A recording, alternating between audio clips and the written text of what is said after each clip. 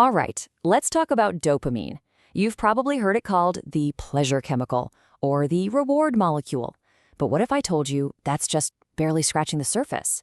Today, we're going way beyond the pop science soundbites to really explore how this one tiny molecule is a super sophisticated navigator for our entire social world. So you ready? Let's dive in and see what's really going on.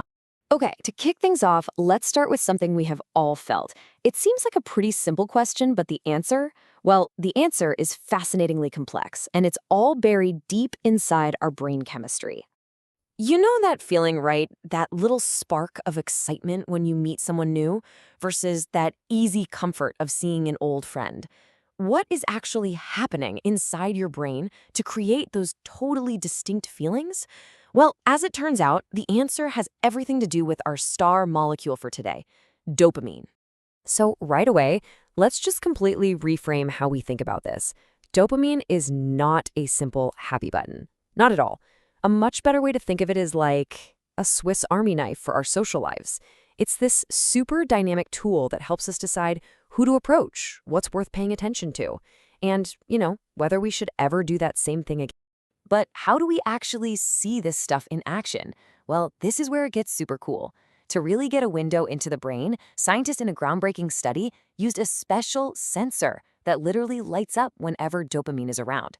By watching a key motivation hub in the brain, it's called the nucleus accumbens, they could get a live, real-time feed of what dopamine was up to moment by moment as these mice went about their social life. So, where does the story of any social interaction even begin? It all starts with a pretty basic choice, doesn't it? Do I engage or not? Well, it turns out dopamine is right there from the very beginning, powering that initial drive to connect with someone else. Here's a great way to picture it. Think of dopamine as the volume dial for your social motivation.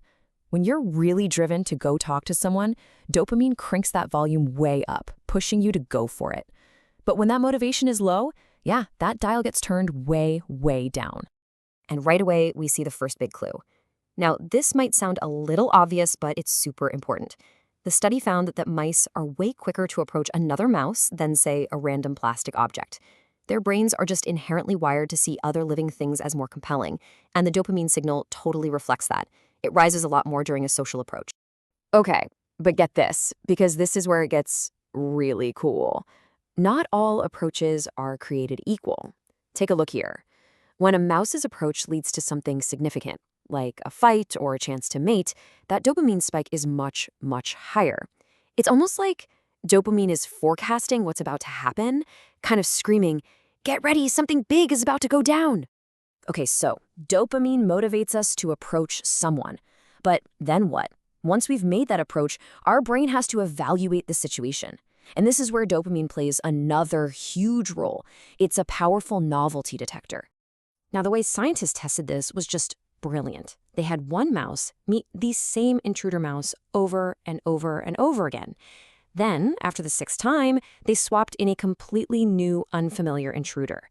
It's such a clever setup because it perfectly isolates the brain's response to novelty versus plain old familiarity. And the results, they're crystal clear.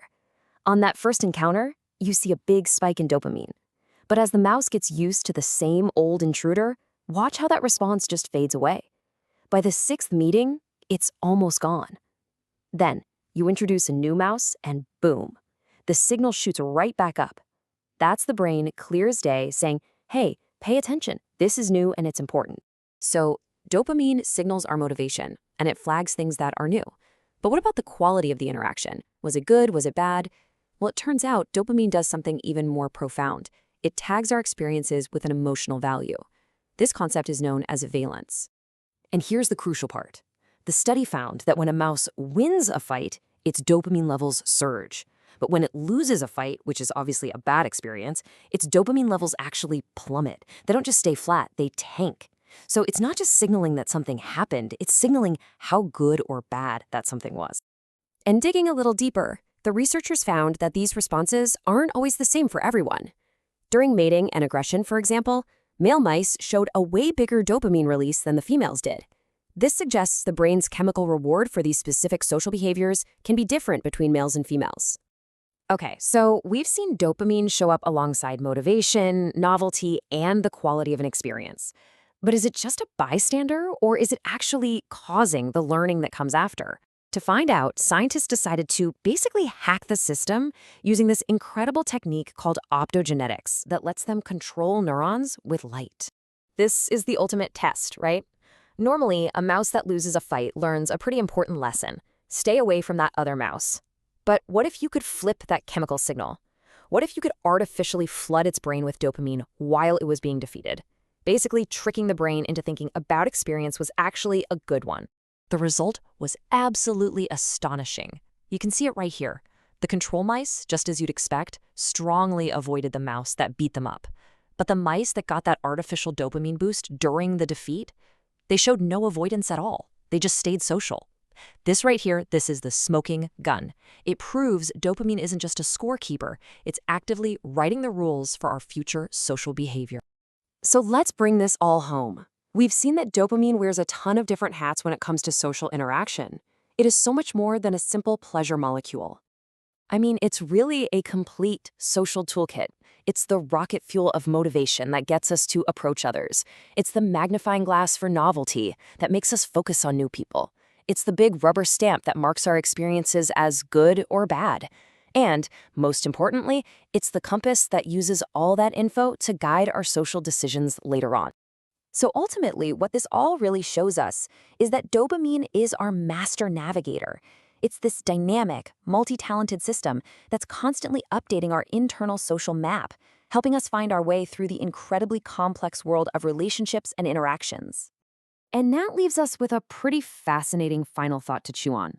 We like to think of our friendships, our rivalries, our attractions as these really high-level psychological things. But when you see just how powerfully one single chemical can shape these fundamental social drives, it forces you to ask, where does the chemistry end? And where does that thing we call connection truly begin?